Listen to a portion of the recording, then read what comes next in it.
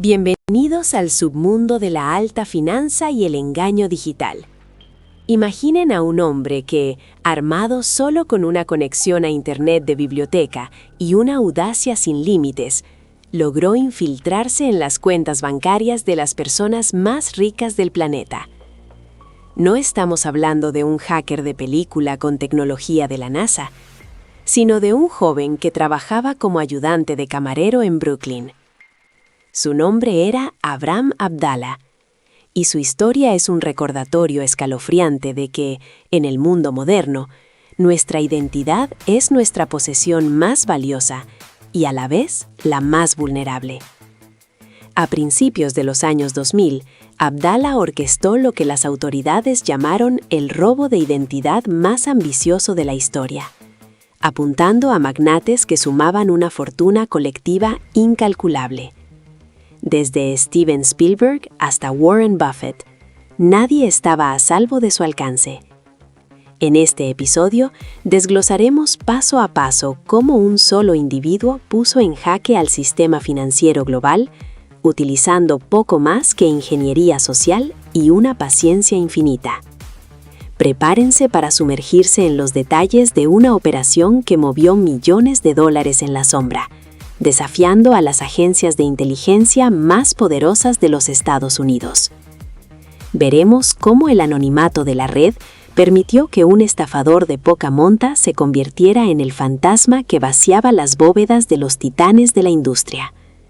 Es un relato de ambición, astucia y los fallos sistémicos que permitieron que un castillo de naipes financiero se mantuviera en pie durante meses, antes de que la realidad finalmente lo derribara. Acompáñennos mientras revelamos la anatomía del robo de identidad de los 100 millones de dólares, un caso que cambió para siempre la forma en que los bancos protegen nuestra información personal. Abraham Abdalla no nació en la opulencia. De hecho, su origen estaba a años luz de los círculos sociales que luego saquearía. Criado en un entorno modesto, Abdalla poseía una mente aguda, pero indisciplinada, y una capacidad innata para la manipulación. Antes de su gran golpe, ya tenía un historial de pequeñas estafas, pero ninguna se comparaba con la magnitud de lo que estaba por venir. Su centro de operaciones no era una guarida secreta, sino la biblioteca pública de Brooklyn. Allí, entre estudiantes y personas sin hogar que buscaban refugio del frío, Abdalla pasaba horas frente a las computadoras de uso gratuito. Su herramienta principal era una copia de la revista Forbes, específicamente la edición que listaba a las 400 personas más ricas de Estados Unidos. Para él, esa revista no era una fuente de inspiración empresarial, sino un catálogo de objetivos. Estudiaba cada nombre, cada empresa y cada conexión familiar. Sabía que para robar a un multimillonario no necesitaba entrar en su mansión, sino entrar en su mente. Su vida cotidiana como ayudante de cocina era una fachada perfecta. Nadie sospecharía que el hombre que servía platos de pasta por la noche pasaba sus mañanas clonando las vidas de los titanes de Wall Street. La disparidad entre su realidad física y sus ambiciones digitales era absoluta. Abdalla entendía que el sistema financiero se basaba en la confianza y en la verificación de datos, que, con suficiente esfuerzo, podían ser obtenidos o fabricados. Esta comprensión fue la semilla de su audaz plan. Empezó de a poco, probando sus métodos con figuras menos conocidas antes de apuntar a los nombres que dominaban los titulares internacionales. Su paciencia era su mayor virtud, permitiéndole construir una infraestructura de engaño antes de realizar su primer movimiento real. El método de Abdalla era una mezcla magistral de tecnología rudimentaria e ingeniería social avanzada. En lugar de intentar romper complejos códigos de cifrado, explotaba el eslabón más débil de la cadena de seguridad, el ser humano. Utilizaba teléfonos móviles prepagos y servicios de mensajería para hacerse pasar por asistentes personales, contadores o incluso por los propios magnates. Su voz era camaleónica. Podía sonar autoritario, urgente o servicial, según lo requiriera la situación. Llamaba a las compañías de tarjetas de crédito y a los bancos solicitando cambios de dirección o nuevas tarjetas, proporcionando detalles tan precisos que los operadores rara vez dudaban de su identidad. ¿Cómo obtenía esta información? A través de informes crediticios que solicitaba fraudulentamente. Al obtener acceso a los informes de Equifax, Experian y TransUnion, Abdallah tenía en sus manos el ADN financiero de sus víctimas, números de seguridad social, saldos de cuentas, direcciones anteriores y fechas de nacimiento. Con estos datos, podía responder a casi cualquier pregunta de seguridad que un banco pudiera plantear. Era un juego de espejos, donde él controlaba la luz. Cada llamada exitosa le proporcionaba una nueva pieza del rompecabezas, permitiéndole escalar sus operaciones. El nivel de detalle que manejaba era asombroso. Conocía los nombres de los perros de sus víctimas, sus destinos de vacaciones preferidos y los nombres de sus banqueros privados. Esta información no era solo poder, era la llave maestra que abría las puertas de las instituciones financieras más prestigiosas del mundo.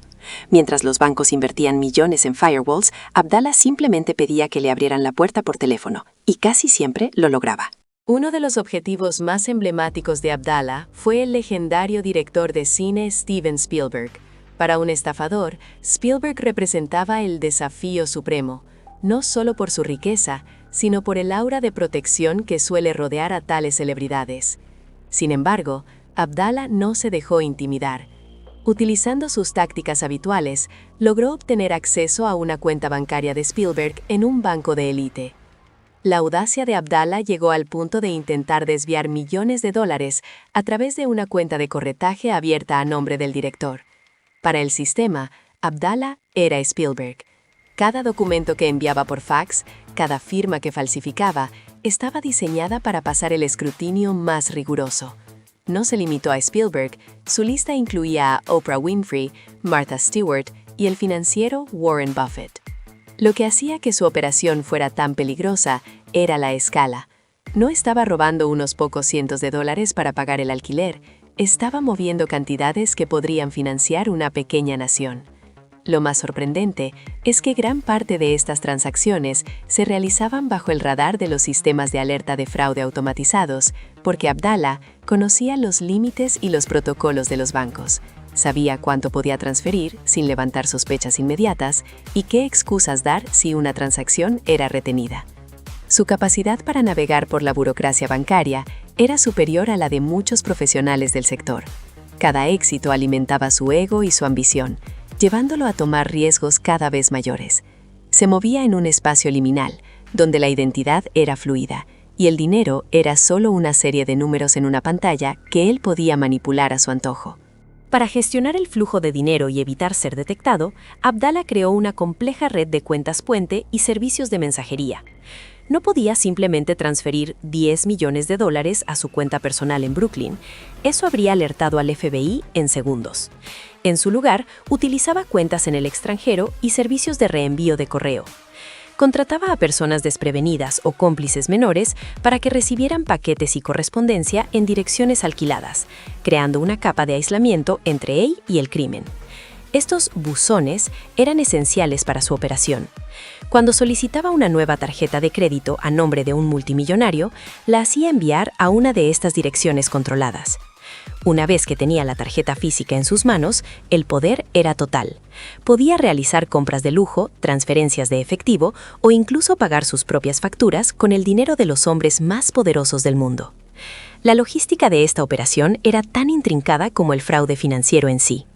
Abdallah pasaba gran parte de su día coordinando estas entregas, asegurándose de que nadie sospechara de la procedencia de los fondos. Utilizaba software de cifrado básico y dispositivos de comunicación que eran difíciles de rastrear en aquella época. A pesar de la tecnología involucrada, su mayor fortaleza seguía siendo su capacidad para engañar a la gente cara a cara o por voz. Se presentaba como un hombre de negocios ocupado, alguien que no tenía tiempo para nimiedades y que exigía eficiencia. Esta fachada de importancia le permitía presionar a los empleados bancarios para que aceleraran procesos que normalmente requerirían más verificación. Era un maestro de la urgencia fingida, una técnica clásica de la ingeniería social que sigue siendo efectiva hoy en día. A pesar de su meticulosa planificación, el castillo de naipes de Abdallah comenzó a mostrar grietas cuando intentó realizar una transferencia masiva que encendió las alarmas en un banco de inversión. No fue un error técnico lo que lo delató, sino la curiosidad de un empleado atento. Una solicitud de transferencia de $10 millones proveniente de una cuenta que normalmente no realizaba tales movimientos llamó la atención. El banco intentó contactar al titular real de la cuenta para confirmar la transacción. Aunque Abdallah había intentado interceptar todas las comunicaciones, un pequeño desfase en el tiempo permitió que el verdadero equipo de seguridad del cliente fuera notificado. Fue en este momento cuando el Servicio Secreto de los Estados Unidos entró en escena. A diferencia de otros delitos financieros, el robo de identidad a esta escala caía bajo su jurisdicción, debido a la implicación de instituciones bancarias federales y la magnitud del fraude. Los agentes comenzaron a rastrear las llamadas y las direcciones de envío que Abdallah había estado utilizando. Lo que encontraron los dejaron atónitos. Una sola persona estaba detrás de una red que afectaba a cientos de los ciudadanos más prominentes del país. La investigación fue lenta y delicada. Los agentes sabían que estaban tratando con alguien extremadamente inteligente que probablemente tenía planes de contingencia. Empezaron a vigilar los buzones de correo y a entrevistar a los mensajeros que Abdallah había contratado. La red se estaba cerrando, pero Abdallah, ignorante de que lo seguían, continuaba con sus operaciones, confiado en su invulnerabilidad.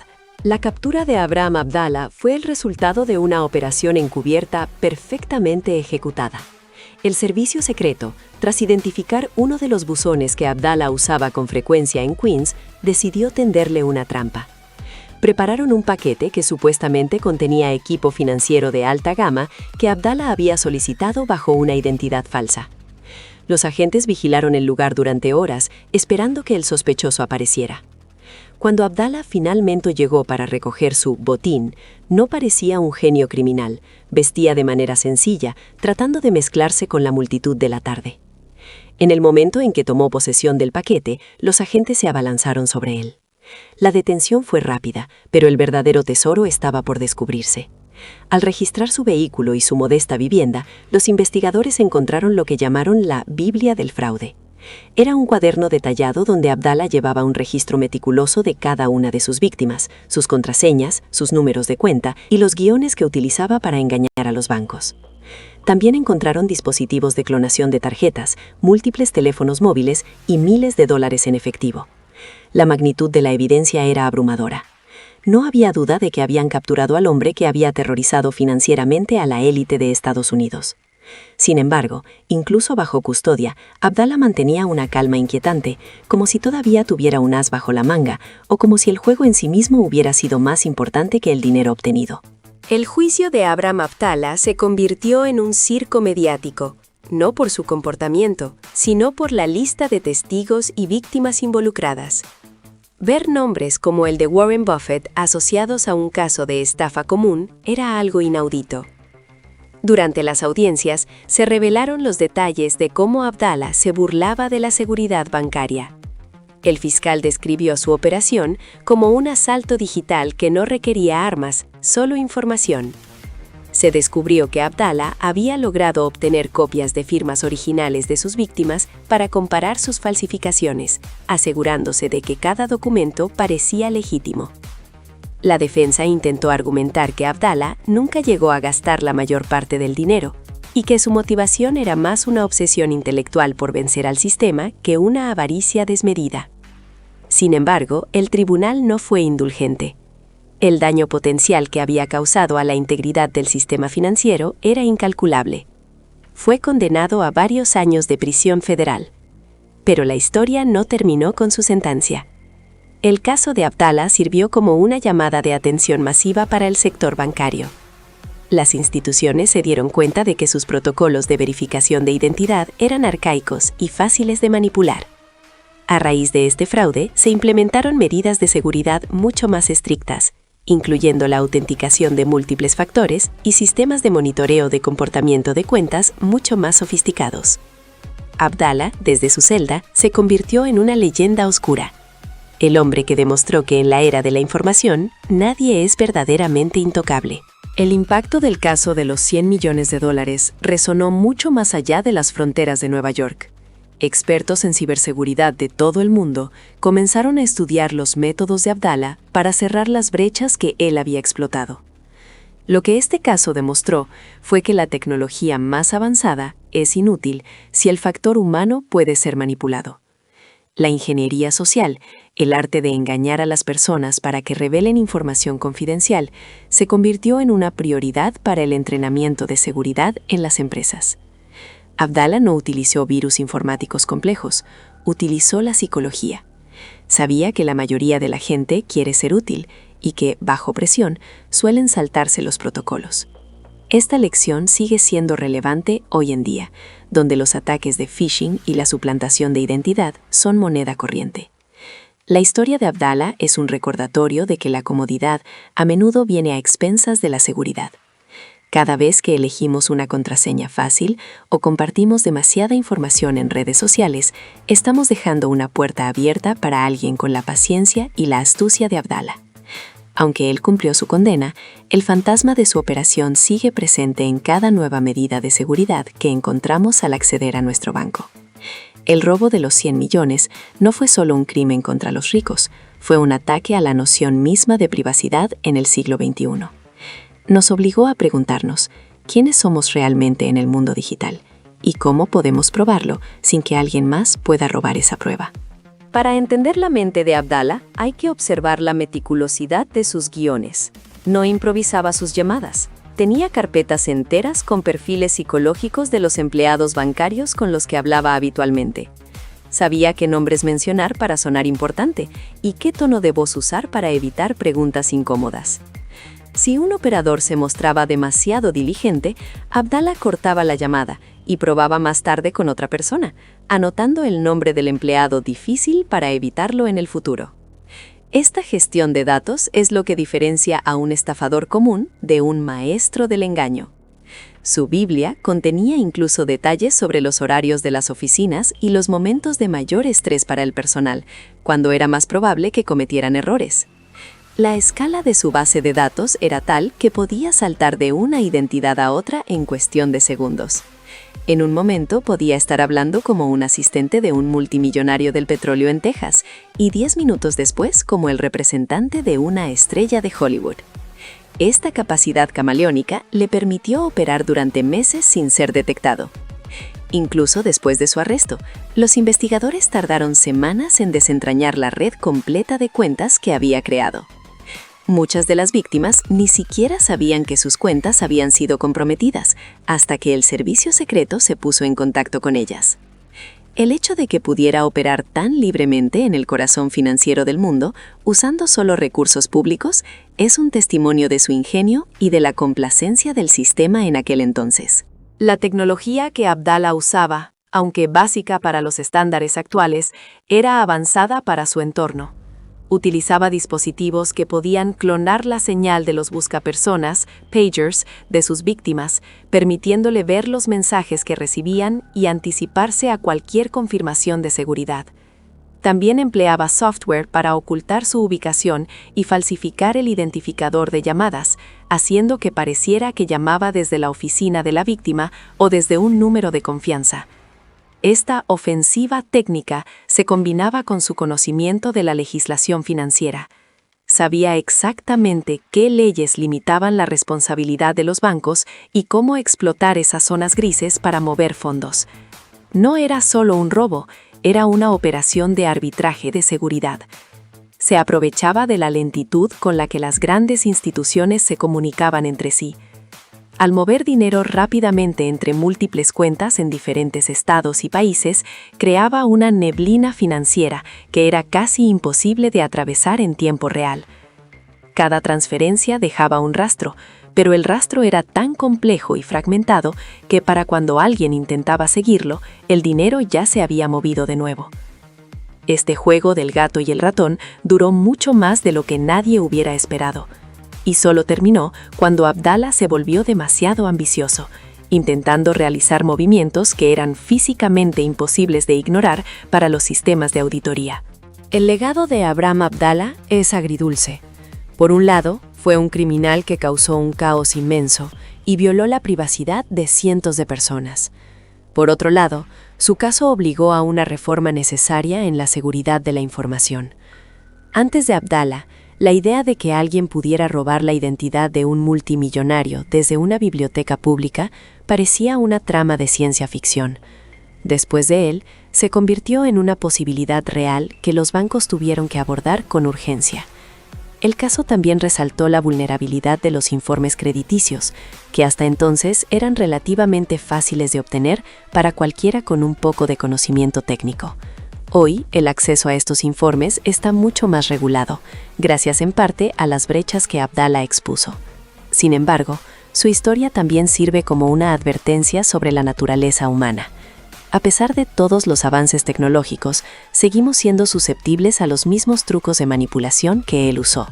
El vishing, o phishing de voz, que es esencialmente lo que él hacía, sigue siendo una de las tácticas más efectivas para los ciberdelincuentes modernos. La historia de los $100 millones no es solo un relato de un gran robo, sino un estudio sobre la fragilidad de las estructuras que sostienen nuestra sociedad. Abdallah no rompió el sistema, simplemente mostró que el sistema ya estaba roto y que solo hacía falta alguien con la suficiente audacia para empujarlo. Al analizar la Biblia de Abdallah, los investigadores encontraron que su lista de objetivos no se limitaba a los vivos. También investigaba a personas ricas que habían fallecido recientemente, intentando reactivar sus cuentas antes de que fueran cerradas por los herederos. Esta necroestafa añadía una capa extra de morbosidad a sus crímenes. Su falta de escrúpulos era absoluta. Para él, las personas eran simplemente conjuntos de datos que podían ser explotados. No sentía empatía por sus víctimas, viéndolas solo como obstáculos en su camino hacia el éxito financiero personal. Sin embargo, curiosamente, Abdallah no vivía como un multimillonario. A pesar de tener acceso a sumas increíbles, seguía viviendo en su pequeño apartamento y trabajando en el restaurante. Algunos psicólogos criminales sugieren que Abdallah sufría de una forma de adicción al riesgo.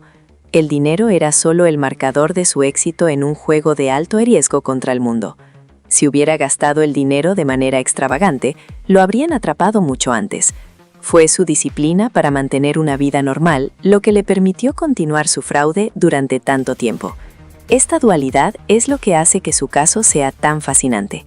Era un hombre que podía tenerlo todo, pero que elegía vivir en la sombra, disfrutando del conocimiento secreto de que era más poderoso que los hombres que servía en las mesas del restaurante. La reacción de las víctimas fue variada. Algunos, como Steven Spielberg, reforzaron de inmediato su seguridad personal y financiera, contratando a expertos en ciberseguridad para blindar sus vidas.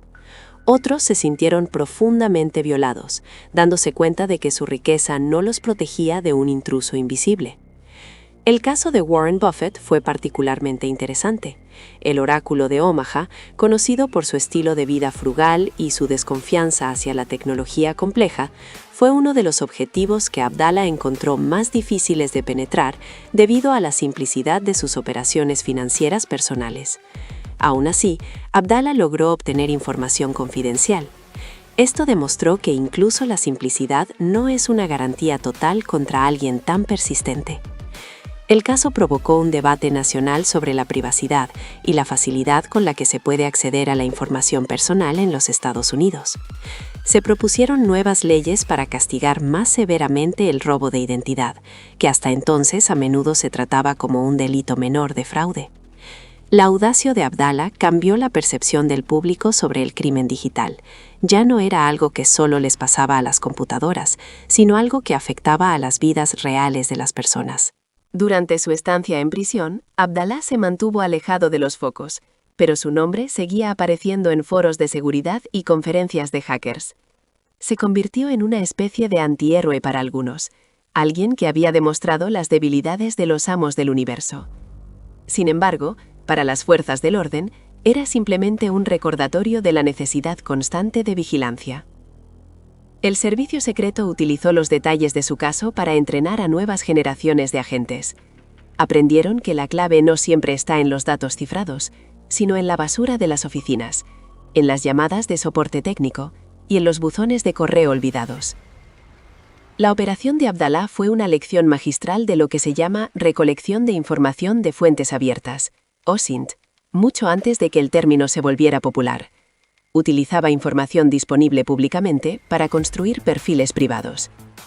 Esta técnica es hoy la base de muchos ataques modernos, pero Abdallah la perfeccionó de una manera analógica y manual que requería una paciencia que pocos criminales poseen. Su capacidad para conectar puntos de datos aparentemente inconexos fue su mayor talento, y en última instancia, su perdición, ya que dejó un rastro de conexiones que el servicio secreto pudo seguir una vez que supieran qué buscar. Uno de los aspectos más irónicos del caso fue que Abdallah fue atrapado gracias a un paquete físico, no a una huella digital. En un mundo que se movía rápidamente hacia lo digital, fue la logística del mundo real lo que lo traicionó. Esto subraya una verdad fundamental en el crimen de identidad. En algún momento, el estafador necesita materializar su ganancia, ya sea una tarjeta de crédito, un producto de lujo o efectivo. Hay un punto de contacto entre el mundo virtual y el físico. Es en este punto de contacto donde los criminales son más vulnerables. Los agentes que trabajaron en el caso recordaron cómo Abdallah parecía casi aliviado cuando finalmente lo atraparon. Había estado viviendo una doble vida durante tanto tiempo, manteniendo cientos de identidades en su cabeza, que la presión debe haber sido insoportable. Su historia ha sido objeto de documentales y artículos de investigación, cada uno tratando de descifrar qué es lo que realmente impulsaba a este hombre. ¿Fue la pobreza de su juventud? ¿Fue un deseo de venganza contra la clase alta?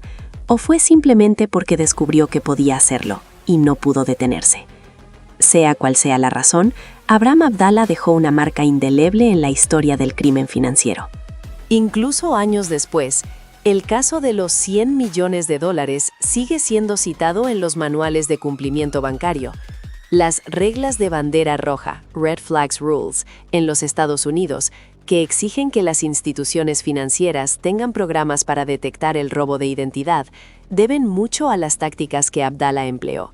Él demostró que el fraude de identidad no es un crimen sin víctimas.